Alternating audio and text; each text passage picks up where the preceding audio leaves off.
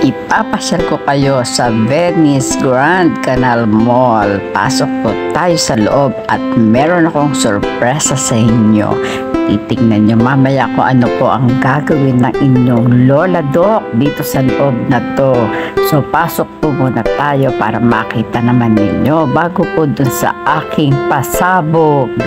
Ayan, tapusin po ninyo yan para makita nyo kung anong meron pagkatapos ko pa yung ilipot. Pasok po tayo sa loob.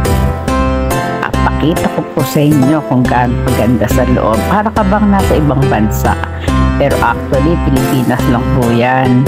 Sa Bonifacio Global City. Eto na po. Ayan, ang tahimik. Pero hindi po tahimik. Actually, ang daming tao at napakainit po. Ayan, para ka nasa Saudi sa sobrang init. Kita nyo naman ang suot ng mga tao. Pero mainit po talaga. Sumisingaw po sa init. Pero mamaya makikita nyo.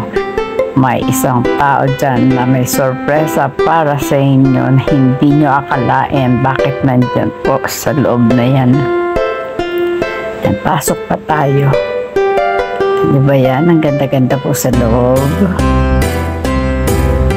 Para ka nasa ibang bansa at may nagbabangka.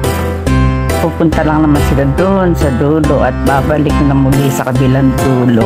Ito, may mga kainan dyan at habang inaayos po yung paggaganapan, eto na po siya. Ayan ang inyong Lola Doc, nagko-concert! Wow!